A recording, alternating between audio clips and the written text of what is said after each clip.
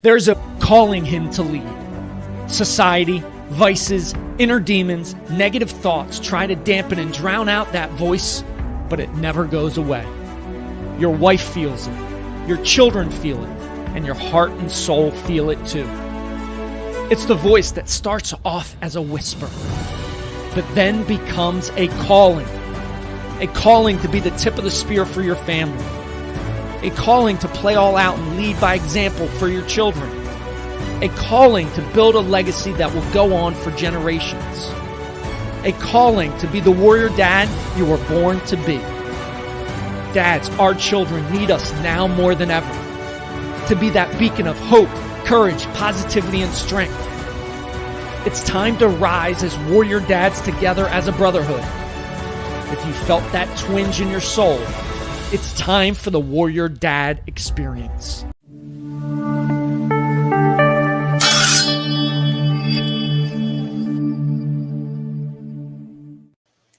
Welcome to the show. I am your host, Jeff Wickersham. Excited to have special guest today, Anneliese Vance. Welcome to the show. Thank you. Thanks for having me. Yes, and I'm so excited to have your perspective. I know we've been following each other on social media and commenting on different posts, but really want to dive into today the topic of, the impacts of dads that they can have. And I know you have a unique experience of obviously having a dad that was very influential in your life, as well as, your husband. And first and foremost, let's just explain the family dynamic that you've got going on so they have some context. Okay. Well, let's see. Dustin and I will be married 17 years in December. We have 2 miracle babies. We waited 10 years to start trying. Then it took 4 years for our daughter to come along. And when we always wanted our kids close. So we figured it took 4 years. We should probably start trying again. And 2 weeks later, we were pregnant with our second, and they are 21 months apart. So Quinn came 13 months when Lily was 13 months. He'll be 2 in a couple of weeks. So I have 2 under 4, run 2 businesses, sleep schedules, my husband's schedule, and somewhere in there, don't go crazy. So Gotcha. Isn't that fun? I mean, and I know we connected offline before, very similar example where it took us a year to get pregnant with our first, and then it was like nothing for the second, and my boys are 19 months apart, right? Yeah. So your body knows what to do is what we figured out, but we didn't know that. And grateful, wouldn't change it for anything. I mean, I don't know any different, but it's just, I've always said you've experienced this. It's just everything's compressed, right? Right. Yep. So but then like you're through it. We're waiting for him to figure out how to climb out of his crib is our current stage right now. I think he tried this morning. And, well, I'll share a story with you. Carter, our youngest, we moved into our house, and all of a sudden one day he was up for a nap and we heard a thump. And I was like, no way. And we went upstairs. Sure enough, he had thrown out every pillow out of his crib to pad his ball, and he landed on them. I'm like, at least he was smart enough to do that. But that's a great time for sure. At 18 months, our daughter cleared it like nothing. And we're like, oh my gosh. And then we're like, did this actually happen? So we put her back in, cleared it like nothing again. And we're like, oh no. So she was very quickly in a toddler bed. We got a crib tent to put over her toddler bed and zipped her in because she is our escape artist. Gotcha. Quinn's more, he's just very chill at bedtime. Like, I think guys, you guys are in boxes. So, he's in his sleep box and he's out, but he's trying to figure it out. So we're seeing if he's going to get his toddler bedding for Christmas or if it's going to go somewhere else. But I think he'll stay in his bed pretty much just like he does his crib. I don't think it'll be that big of a deal. Lily is all over her room, in the closet. We find her everywhere in her room. So got you. Okay. So you got 2 businesses, 2 kids, a lot going on. Role of and impact of dads. I know you shared a lot on your dad's role in your life. I'd love to hear that dynamic and share how how that has influenced you in your life, because I feel like the mission that I want to, and the message I want to give dads is you do have a significant impact on your kids. And that's why I wanted to bring you on and hear your perspective. Yeah. So cliff notes of my story growing up. My dad was a well sought after chemist, probably top 5 in the nation, which involved him traveling all over the world. I mean, it wasn't just the nation, I should say. I mean, he went to China and all kinds of places. And so our dynamic for as long as I could remember was you could set your watch when he left on Sunday night and he got home on Thursday night. Okay. And so I always say I lived 2 dichotomies. And Jeff, when I say this, I always want to preface this in case my dad ever comes across this. I'm not throwing him under the bus. My dad is the stereotypical prototype of the baby boomer generation, and his whole heart and everything he does is to provide for his family. Mm-hmm. So he wasn't like escaping. He wasn't being malicious. He was just doing what he needed to do to make money. But what I always say, and I never want to make it sound like I'm putting women down when I say this, because I'm not. I mean, I'm very girl boss, pro women, all of this, but we are not wired to raise our children by ourselves. And men are not wired to raise their children by themselves. We're, in my opinion, my perspective, my background, we are meant to do it together. And so my mom found it especially hard with, 2 strong-willed young ladies. She's, genetics work. So she had a strong-willed mom. Her mom had a strong-willed mom. I'm actually 4th generation female-owned entrepreneur. So we came by it honestly.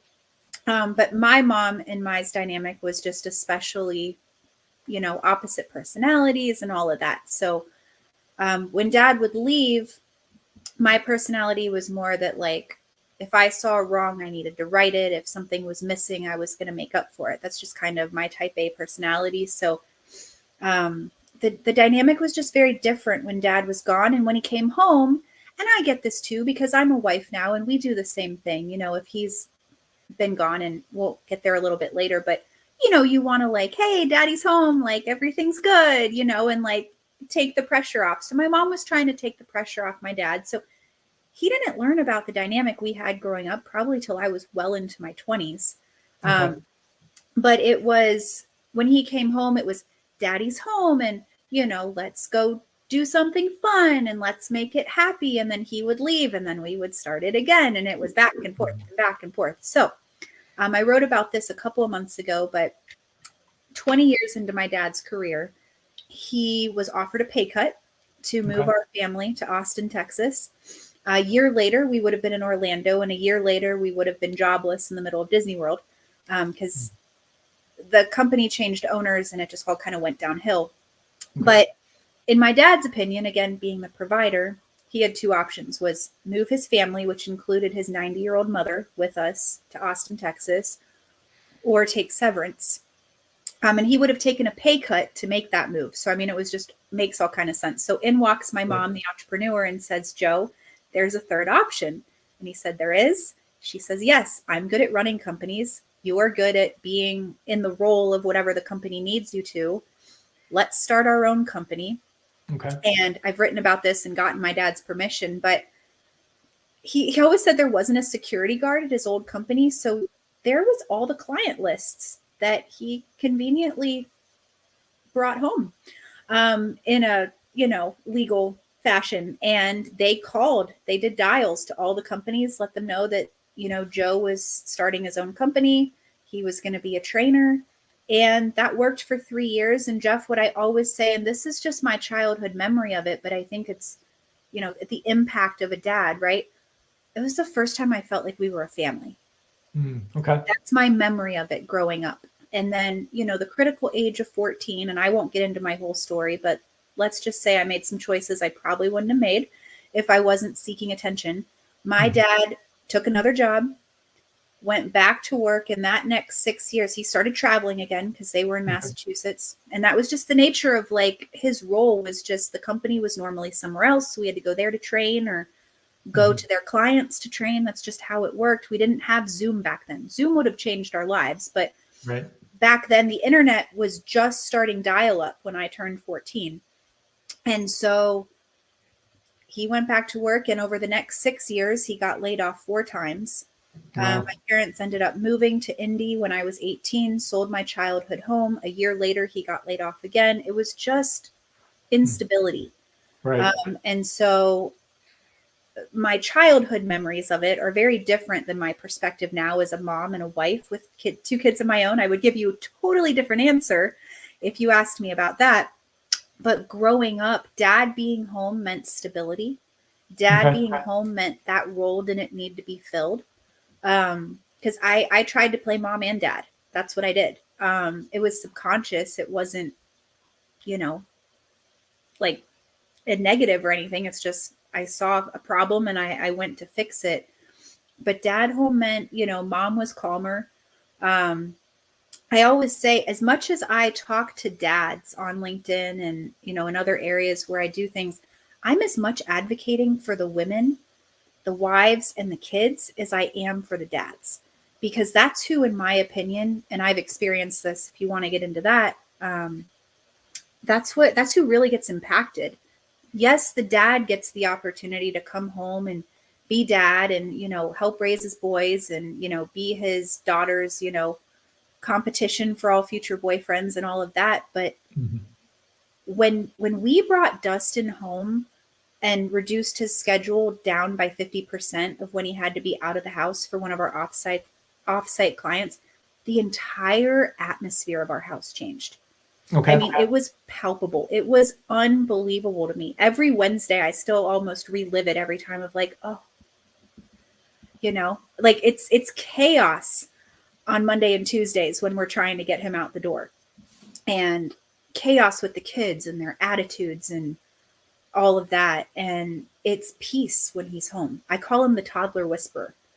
I mean, they'll sit on the couch and just be little angels if he is home. And if not, they're screaming for attention, and they don't understand all the stuff that's going on. But I just know if I deal with that in my house, I can't be the only one. And I think you help your clients with the same thing. We can't be the only ones experiencing that.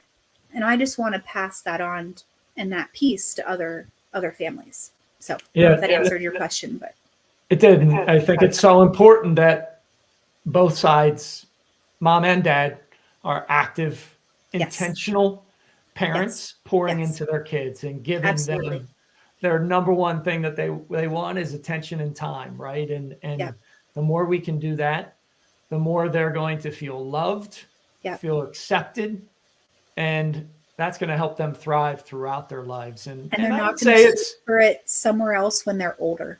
Yeah, and I would say it's probably not as wired in our DNA as men, as dads, right? Because we've kind of been wired to provide. But I love to break that stereotype and say, there is no greater gift than being a dad and being able to pour into your kids. And you get 18 seasons, 18 summers. Right. By age 12, 75% of your time with them is gone. By age 18, 95% of it is gone. We need to be intentionally pouring into our kids. We need to be there as dads and as moms. So now, you mentioned how the atmosphere changes. What impact does it have on the kiddos? You mentioned calm. You mentioned they were calm. They're a little bit more. Explain that dynamic a little bit and how you noticed it when it first happened. Yeah. So the schedule he used to work was, I can barely even remember it, but it was Wednesday to Saturday, because he'd be gone and then he'd be home Sunday to Tuesday. Now he's gone half a day on Sunday after church. So we get to go to church together as a family. That was really important to me. And then he's gone Monday, Tuesday, like a normal work day. So we got Wednesday through Saturday back. And so I remember standing in my kitchen, because let me explain Monday, Tuesday first. So, I'm still nursing Quinn. So I've got to get that. Dustin does some time with Lilybet in the morning because she's quality time. That's her love language, which makes this extra fun when he's gone. Earlier today, she's like, Mom, will you just sit on the couch with me? Like, I mean, sure. That's simple, but not always. Right. So while he's spending time with her, I'm getting his car started, I'm making his lunch, I'm making sure now Quinn's more mobile, he's not getting into something crazy. Now it's freezing out, so I'm getting coats on because they like to sit on the step, and they, like to wave to him as he's leaving. And so like all these things are happening in a matter of like 45 minutes, and it's just like crunched. On Wednesdays, it's not like that. We're slow. We wake up when we're rested because we don't have to be somewhere. He gets, a little bit of rest in the morning. I know you're Mr. 5 a.m. and Mr. Jim, he does judo. And so he does that at night. He's not the morning person, and he does intentionally get rest so he can be present for his children. That's more his personality. That's why I did that comment on your post that day. Yeah. But then he takes them out, and I get office hours. So I get some peace. But they get time uninterrupted with their dad to go to the zoo, to the playground, to wherever. I think today it was half price books in Kroger. But it's his attention's on them. And then Friday, I take Quinn out. We do our date at Costco, and he gets a daddy-daughter date every Friday morning with Lily. And sometimes Saturday he'll take them out, but it's that intentional time, and it's slow, and it's at our pace, right? Because only when you have to go outside of the house does everything get more crunched. And he's frustrated because he's late, but he still wants to spend time with his daughter. So he's eking out every moment of that, but then he's rushing to get out of the house, and my husband does not like to rush. So then that stresses me out. And then I'm left with, Mondays, normally there's a breakdown. Like Thanksgiving was nice. He was actually off for 2 weeks because we went to Florida, and then he was off just because of how the schedule worked out. And so then when he had to go back on Monday, oh my Lord, it was just attention seeking, and it's subconscious a lot of the times. I don't think she's consciously sitting there as a 3-year-old, like, I'm going to act out because I miss my dad. And it's been great to work through, like, we have a feelings chart, and, like, hey, are you upset daddy's gone? And, we talk through it, and we talk about how feelings are okay, the behavior's not. And hey, mommy misses daddy too. It's not okay to take it out on mommy. So we've had some of those really good parenting conversations. But boy, Jeff, would I love to teach that a different way under different circumstances. So that's just kind of the dynamic. And, we've only got 2 days left. We're working furiously through the rest of December to try and change that at the very beginning of 2024, which I am so excited about. I don't know that we're even going to know how to process it. Just to have, we'll still be, self-employed, but to have us all at home and have our schedule be how we determine it. Because we try and do a lot during nap times and after bedtime. So we're there with the kids when they're awake. But it's something we've been working fast and hard towards these last 6 months, because we made the last transition in May. So 6-7 months. Okay. Well, one thing I love there is this date times individually with the kiddos. Yes. And I think, dads, you're listening to this.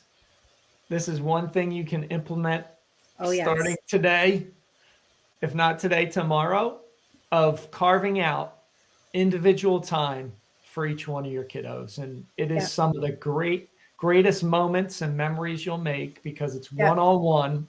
Yep. I just, this past weekend had it with my youngest shooting hoops, and then my oldest and I went for a run Sunday, and it was an awesome 40 minutes together, just running, exercising, talking, sharing things. Plus we get the time in the car where we can talk as well. And they need that individual attention. And they do.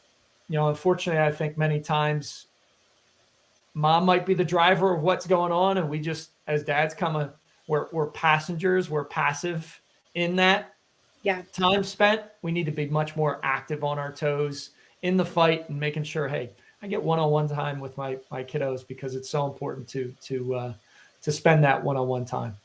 Yeah. And one thing I'm really grateful, Jeff, with my husband, his personality is, he can be prone to be more passive, but he's really fought against that. And he is the one he really has a gift of discernment. And he's the one, it's like, I really feel like Quinn needs time this week. Can you take Lilybet?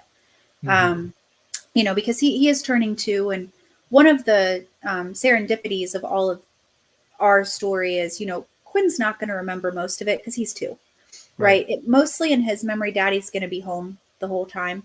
Lily's the one who's really made the sacrifice, but again, it was for 15 to 18 months. So in the entire scope of her life, I don't know that she'll truly like when I was 3.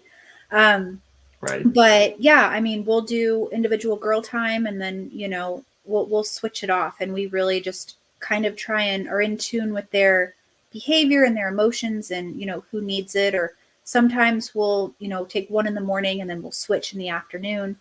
But Quinn is physical touch. And, he'll sit on your lap and just chill. And Lily is that quality time. So they're not acts of service, gifts, or words. So it's really important that time for our kids. Nice. Absolutely. I love it. And then the business, what do you do for businesses? Yeah. I know you help dads kind of, we do the advertising arm. So explain that a little bit, where people can find you. Yeah, there's 3 kind of arms to my business. The main big crux of it is we do done for you Google ads for dad-owned businesses. So we focus on helping dad-owned, which is generally family-owned, B2C service-based companies. We do manage their Google ads. I am a fractional CMO by trade. Very, very short history on me. I was in corporate for nearly 14 years and learned every bit of digital marketing you could think of. I'm certified in Google ads, Facebook ads, Microsoft, all of it. I joke I got a PhD on the job training. So when they decided that they wanted to part ways, I said, fine, I'll start my own company and take all your business, which I've started doing, and it's super fun. And then I'm also a marketing vendor broker. So the best way I've come up with to describe it is it's kind of like the eHarmony of marketing vendors. So I match you up with personality, price, whatever you need, which takes off my plate of I have to sell Google ads because that's all our business does. It opens up a wide array of other people that we partner with, but we don't have to have employees because I partner with business owners. Gotcha. And then, I do have a couple fractional CMO clients where I go in and analyze all their data and troubleshoot what's going on. It's a little harder with 2 kids now. The best place to find me, on the bottom there is my website. I answer all of my messages if you contact me on there. The main place I hang out is LinkedIn. I'm on there pretty much every day, but definitely Monday through Friday, a little lighter on the weekends because of family time. And then I am on Facebook. I'm not super active on there except for like pictures of the kids and stuff, but I do have a business page on there. And then on my LinkedIn, there's a bunch of podcasts I've been on if you want to hear different parts of my story. Awesome. I appreciate you being on the show today. Yeah, I appreciate the opportunity, and I love what you're doing. I hope that I'm in some way, by commenting and letting people know about you, I'm contributing to the 1 million dads. I love audacious goals. Only kind to have. So love what you're doing. Thank you so much. I appreciate you listening. Appreciate you watching. Dare to be uncommon. Lovely legacy. Create a legendary day. And we'll talk to you soon.